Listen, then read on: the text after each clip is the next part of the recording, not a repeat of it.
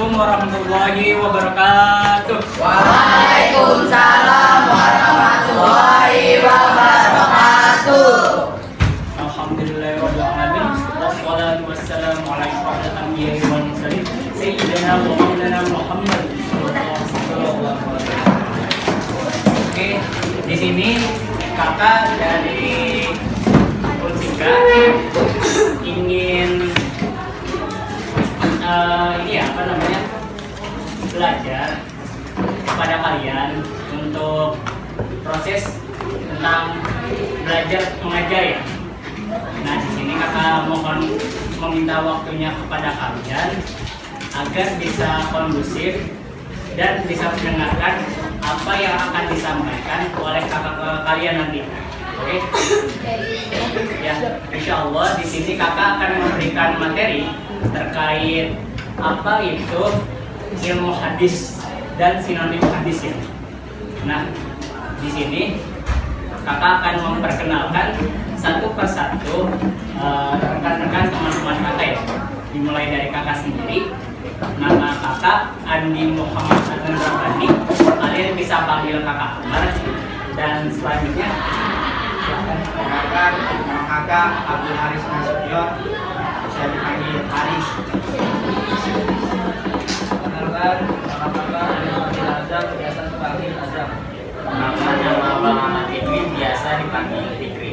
Perkenalkan, nama Haji Ramadan, biasa dipanggil Haji. Nama abang Ari Hidayat, biasa dipanggil Bang Ari.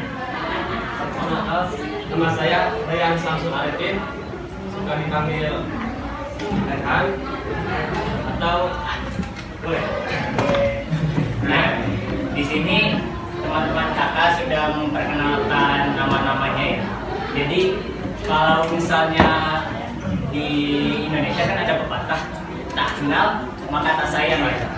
Nah, jadi kakak meminta mohon kepada kalian untuk memperkenalkan satu persatu nama-nama kalian ya. Oke, dimulai dari nanti tanya.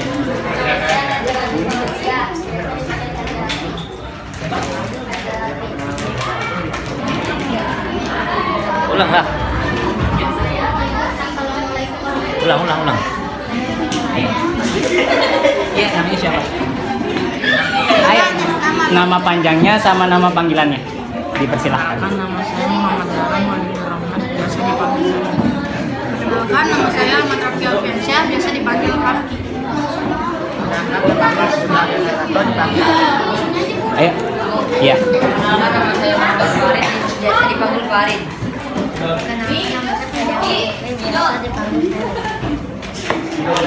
Halo. Ayo, perkenalkan dulu ya. Perkenalkan, nama saya Bukan Marga, biasa dipanggil Haya. Ayo, perkenalkan namanya. Nama panjang sama nama pendek.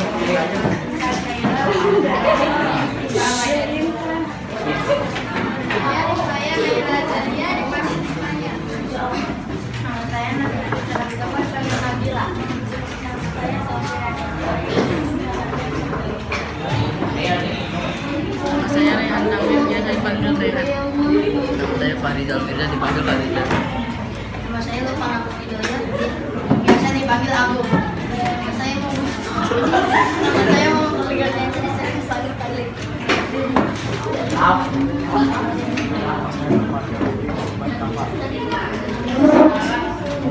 Nama saya Iwan, biasa dipanggil Hafiz. Kenalkan, nama saya Bagas Abdul Ramadan, dipanggil Bagas. Perkenalkan, nama saya Bervino, Dijas Biro, dan nama saya kadang menjadi Vino. Nama saya adalah Puterbuati, biasa dipanggil Delia.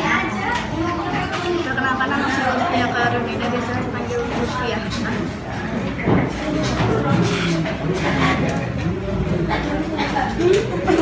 Oke ya, insya Allah kita sudah saling mengenal.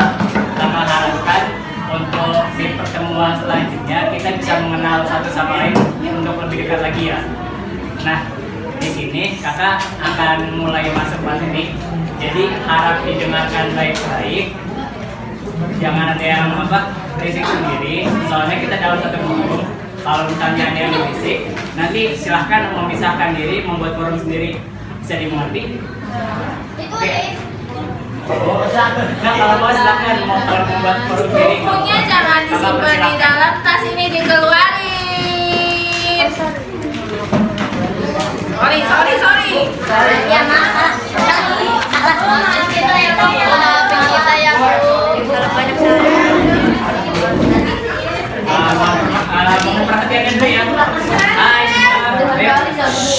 Ayo dengarkan kakak dulu. Ini kakak udah mulai mau masuk materi, jadi harap didengarkan rekan kakak yang akan menyampaikan materi tersebut ya. Oke. Kepada tadi. Sebelum materi ini ditulis, ada yang tahu nggak makna hadis itu atau istilahnya itu apa?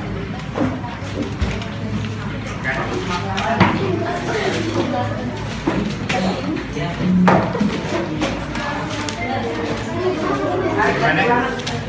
Perkenalkan nama.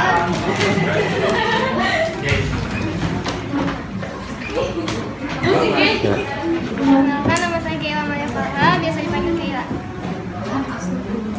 Apa? Hadis menurut istilah syara adalah segala sesuatu yang disandarkan dari Nabi Muhammad, baik secara perkataan, perbuatan, dan ucapan.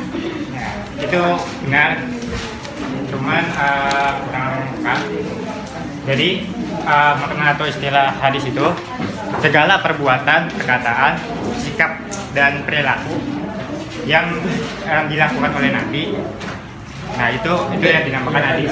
Jadi bisa disimpulkan segala perbuatan atau perilaku atau kehidupan Nabi Muhammad itu bisa dijadikan hadis. Perkataan, perbuatan, sikap atau akhlaknya pun bisa dijadikan hadis. Lanjut ke contoh hadis perkataan. Contoh hadis perkataan sudah pasti ada kata-kata yang ada kata-kata Rasulullah bersabda. Nah itu pasti Nabi Muhammad yang bersabda atau Rasulullah yang mengatakan. Lanjut. Contoh hadis perkataan itu barang siapa yang senang diluaskan rezekinya dan dipanjangkan umurnya, maka sambungan hadis Al-Quran. Hadis riwayat Al-Bukhari.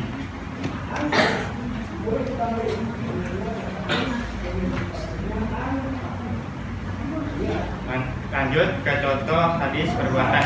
Nanti untuk nulis nanti aja, dengerin aja dulu. Nanti kakak akan nulis baru.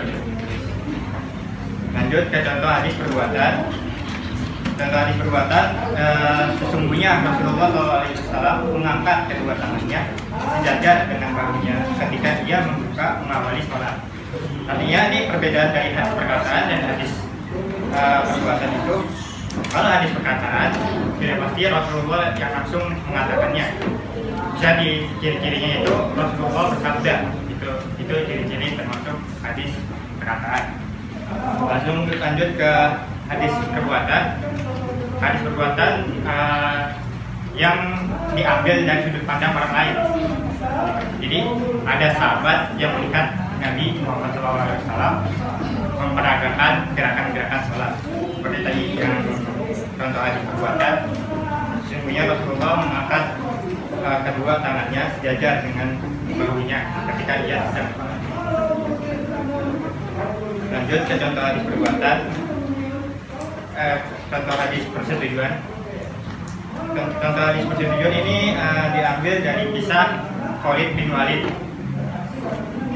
Khalid bin Walid itu bahwasannya dia dan Nabi berkunjung ke rumah Maimunah, lalu disuguhi makanan daging dog jenisnya atau kada besar. Rasulullah mengulurkan tangannya untuk mengambil sebagian wanita yang melihat para sahabat berkata, itu daging dog ya Rasulullah. Seketika Rasulullah menarik tangannya, maka aku Khalid bertanya, apakah itu haram ya Rasulullah? Maka Rasulullah menjawab, tidak, akan tetapi makanan itu tidak ada di tempatku. Oleh sebab itu aku menghindarinya. Khalid berkata, lalu aku mengambil dan memakannya sementara Rasulullah melihat. Hadis riwayat Al-Bukhari. Jadi dari penjelasan contoh hadis persetujuan ini, diamnya Nabi itu menandakan bahwa tidak haram dan tidak pula tidak haram. Nah sebelum nanti ada nggak tahu itu daging gob itu apa? Tadi kan ada dijelaskan. Gimana? Ada yang tahu nggak? Ini daging hewan gob itu kayak apa gitu? Baru pertama kali dengar. Hanya akan dijelaskan. Jadi daging gob itu kayak komodo, tahu komodo? Bukan kodomo ya, komodo. Kodomo. Jadi Udah. Ya jadi hewan gob itu kayak komodo, sejenis itu. Iya kayak dia. lanjut ke contoh hadis sifat dari Al-Bara bin Azib bahwasanya Rasulullah SAW adalah seorang yang berperawakan dan berpundak lebar, berambut lebat sampai ke daun telinga. Beliau suka menggunakan pakaian warna merah. Aku sama sekali tidak pernah melihat sesuatu yang lebih bagus daripada Nabi SAW. Hadis riwayat Muslim.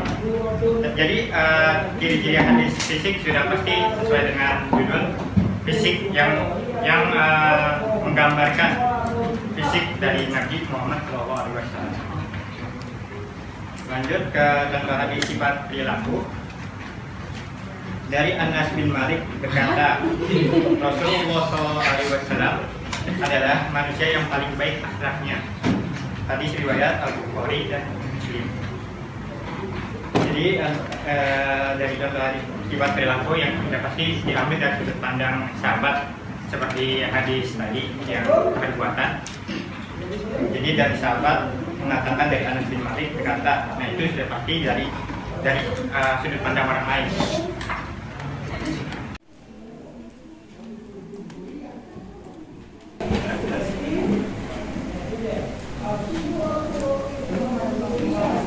Oke, di materi akan disampaikan oleh kakak Amar.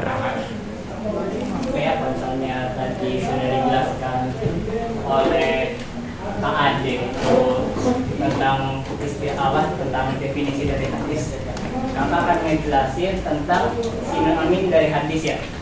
Ada yang tahu kan ya sinonim itu apa? Apa sinonim? Persamaan. Nah, jadi sebuah persamaan dari sinonim ya. Jadi emang sebuah persamaan dari hadis. Jadi sebuah hadis itu emang ada persamaannya. Jadi mulai dijelaskan dari Rasulullah, sahabat, dari tabiin ke tabiin ya, sampai ke kita ini sampai sekarang. Nah, untuk sinonim hadis yang pertama itu ada sunnah. Ada yang tahu gak sunnah itu apa? Ayo. Dilakukan tidak apa jika ditinggalkan tidak Ayo, angkat tangan. Ayo, jangan. Apabila dikerjakan mendapat pahala dan ditinggalkan tidak mendapat dosa. Nah, itu ya. Nah. Oke, tepuk tangan dulu untuk yang satu itu. Nah, jadi ya, untuk sunnah, bedanya hadis sama sunnah. Hadis itu apa yang disampaikan oleh sahabatnya. Itu tentang apapun. Jadi kalau misalnya sunnah itu lebih spesifik ya. Mulai dari misalnya kita kayak sholat duha. Kita sholat duha, kalau misalnya kita mengerjakan 2 rakaat, apa yang kita dapatkan? Pahalanya berapa apa? Ada yang tahu? Untuk 2 rakaat dari sholat duha. Ya, kalau misalnya 2 rakaat sholat duha, insya Allah kita mendapatkan pahala biasa. Untuk rakaat keempat itu kita digugurkan sebuah zakat untuk tubuh kita. Dan selanjutnya ya. Nah, itu yang dinamakan sunnah. Jadi untuk sunnah sendiri juga itu lawan dari bid'ah. Ada yang tahu bid'ah kan? Sesuatu yang nggak ada di zaman Rasul. Jadi emang sunnah itu ada semuanya di zaman Rasul. Itu adalah sunnah. Nah, yang kedua itu adalah khobar. Ada yang tahu khobar gak? Ayo, ada yang tahu khobar? Kalau misalnya ada yang tahu langsung angkat tangan. Ayo, silakan. Khobar. Perkenalkan nama. Ayo, berdiri, perkenalkan nama, terus jawab apa yang ada kata namanya. Gimana? Silakan. Delia Putramawati. Namaku. Iya. Delia Putramawati. Iya. Terus tadi khobar. Iya, khobar. Berita. Nah, ya benar ya. Jadi khobar itu memang berita. Jadi ya, jadi definisinya itu memang sesuatu yang sudah disampaikan dari sahabat ke tabi'in ke murid dari tabi'in tersebut ya. Jadi misalnya kayak perkataan dari Imam Asy-Syafi'i ya, dari tabi'in ke tabi'in. Itu adalah siapa yang menghendaki dunia, ia harus berilmu. Dan siapa yang menghendaki akhirat, dia juga harus berilmu. Jadi memang sebuah kabar yang bukan dari Rasulullah, tapi memang dari dari tabi'innya langsung atau wat tabi'in. Itu adalah khabar. Yang ketiga ada atsar. Atsar itu adalah peninggalan atau sesuatu atau yang memang dipindahkan dari Nabi. Jadi atsar ini tuh kayak sesuatu yang disandarkan kepada sahabat dan tabi'in. Jadi bukan dari Rasulullah secara langsung, tapi memang disandarkan dari sahabat dan tabi'in ya. Jadi misalnya itu salah satunya perkataan dari Hasan Al-Basri, yaitu salah satu bahwa tanda Allah mulai berpaling dari seorang hamba adalah tatkala dia dijadikannya sibuk dalam hal-hal yang tidak penting di dunia. Nah, dari situ kita juga harus paham ya pentingnya kita memanage untuk hal dunia dan akhirat. Kita bisa ngejar tentang masalah dunia, kita nggak apa-apa mengejar dunia seakan-akan kita akan hidup selamanya. Tapi ingat, kita juga harus mengejar akhirat seakan kita akan mati besok. Ya, mungkin ada yang mau ditanyakan dari apa yang sudah kakak jelaskan tadi? Ya, mungkin ada yang kurang jelas. Ya, apa-apa, silakan kalau ada yang ditanyakan. Kalau misalnya nggak ada yang bertanya, kakak yang bertanya. Iya, ayo.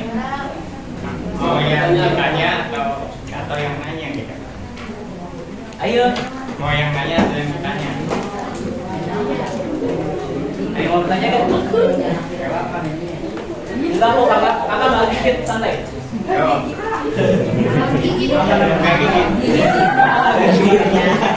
Ayo. Nanti bukan mama gigit nih, tapi kakak gigit nih. Kamu nih yang goyang siapa ya? Ayo. Ada yang mau tanya kan? Ada ditanya nggak? Mau yang nanya atau yang ditanya? Ya udah, kakak yang bertanya ya, kakak gini ya. Udah siap ya? Ayo, ada bertanya. Ayo, silakan. Apa obat menurut istilah? Apa? Obat menurut istilah. Khobar menurut istilah ya. Udah, kakak jelasin lagi ya. Sebentar. Gak apa-apa. Yang penting itu sebuah keberanian. Iya. Nih, dengerin kakak ya. Sebuah mental itu dibuat dari kita memulai sesuatu. Dimulai dari niat. Ya, ingat ya. Jadi, nggak peduli apapun yang kalian tanyakan aja. Jadi, itu bisa membuat mental kalian bisa lebih baik lagi. Nggak apa-apa bertanya. Bertanya itu adalah sebuah kunci untuk menemukan sebuah jawaban. Ya, kalau kita nggak bertanya, kita nggak bakal tahu. Ya. Tadi apa? Khobar. Istilah. Nah, khobar menurut istilah itu adalah sesuatu yang datang dari sahabat atau tabi'in. Ya, yang seperti sudah kami jelaskan tadi, itu tidak dari Rasulullah secara langsung. tapi memang yang menyampaikan itu adalah sahabat dan tabi'in, bukan langsung dari Rasulullah. Ya, jadi memang sudah kayak sebuah jadi kakak sampaikan dulu ya. Jadi memang sebuah penjelasan yang sudah disampaikan oleh sahabat atau tabi'in. Intinya kayak gitu. Ada yang mau bertanya lagi? Bertanya. Ayo, terus. Nih, tukang gigit nih.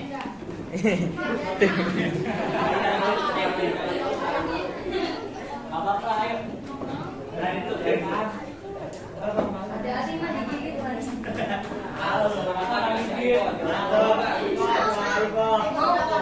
Aku mau. Beneran ya. Mau bertanya? Ayo berdiri dulu.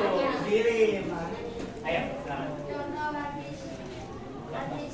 Habis apa? Takririyah. Contoh hadis Ini fikih. hadis perbuatan ya? Iya. Ya, ada perbuatan. Hadis perbuatan. Ini apaan kakak jelaskan secara bahasa Indonesia aja ya? Kalau secara bahasa Indonesia itu kalau kalian menikah, segeralah menikah. Tapi kalau kalian masih belum siap, ingat, kalau kalian masih belum siap, maka berpuasalah. Ada yang tahu nggak kenapa kita harus berpuasa? Selain itu, ada pahala. Tapi ada yang tahu nggak secara spesifik atau secara logika kenapa kita harus berpuasa untuk menjaga nafsu kita? Beda konsepnya. Ayo. Kalau mau bertanya nggak apa-apa, nggak perlu ayo. Bukan pendapat kalian. Apa? Ayo, bertanya dulu. Ayo, fokus dulu.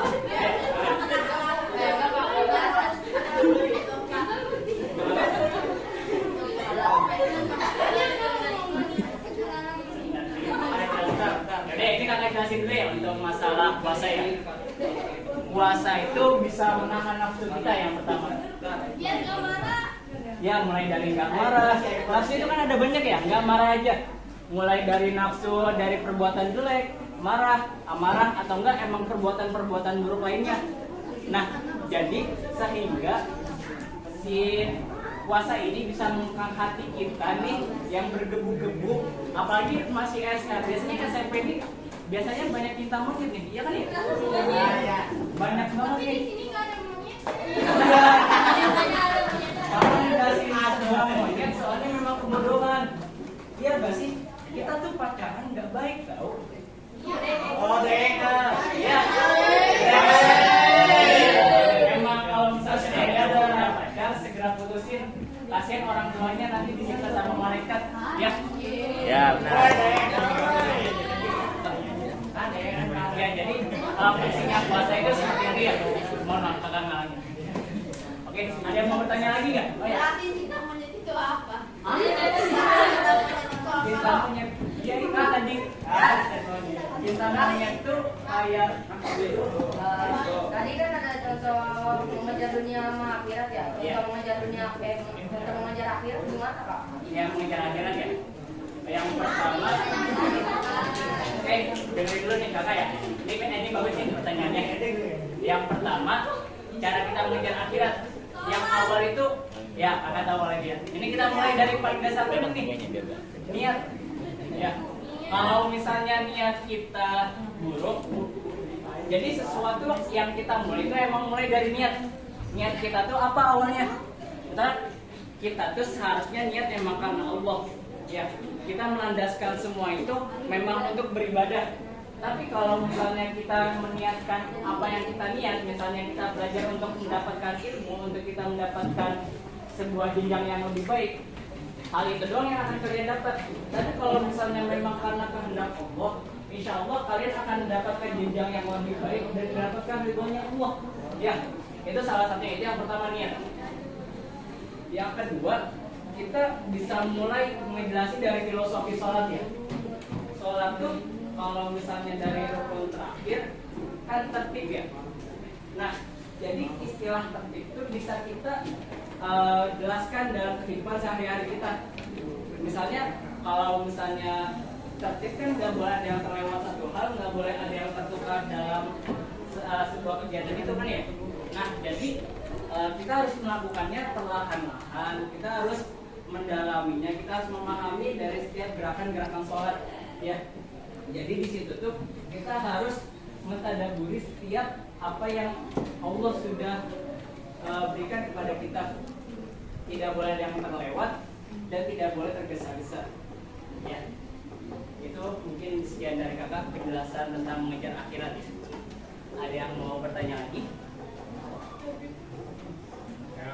Ayo. Terakhir deh, terakhir. Ayo, ada yang mau bertanya dong? Ayo.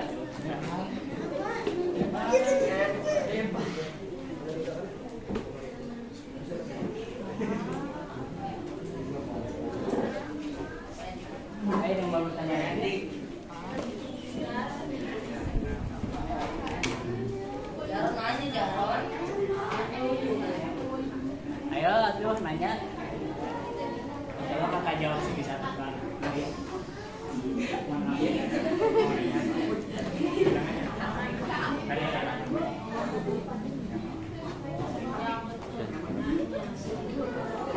Ayo tuh nanya lagi.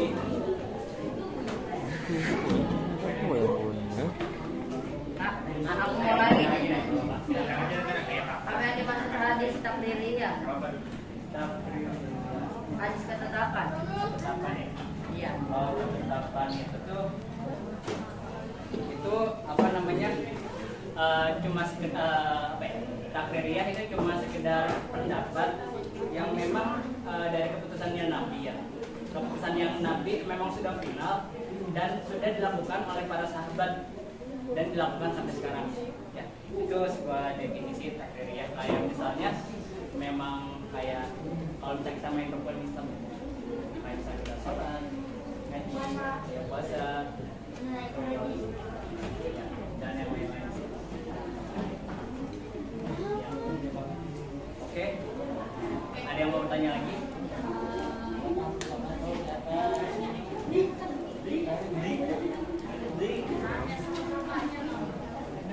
Kenapa bu?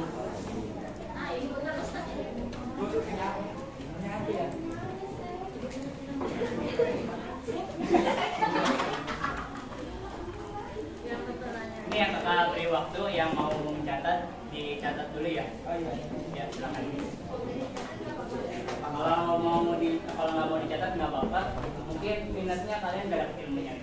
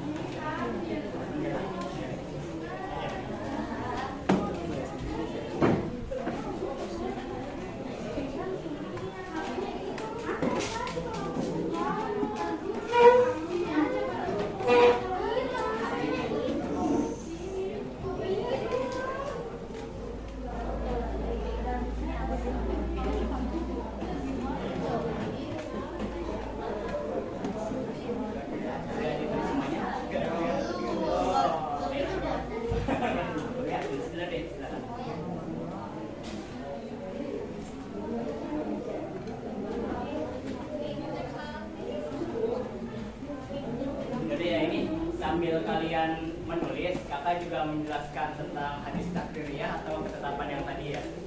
Mau menambahkan dari penjelasan dari guru kalian yang bertanya. Nah, jadi kalau misalnya hadis secara ahli hadis ya, hadis itu merupakan sebuah perkataan, perbuatan, hal ihwal, kejadian, peristiwa dan masalah yang ketetapan lainnya disandarkan kepada Nabi Muhammad SAW. Terus juga kalau misalnya menurut usul fikih itu perbuatan atau ketetapan yang memang disandarkan kepada Nabi Muhammad SAW hanya dengan berhubungan dengan hukum Islam, ya, seperti yang sering dijelaskan tadi. Nah, tapi yang melakukan itu sahabat sudah ditetapkan, terus dilakukan oleh sahabat sama tabiin wa tabiin sampai ke kita.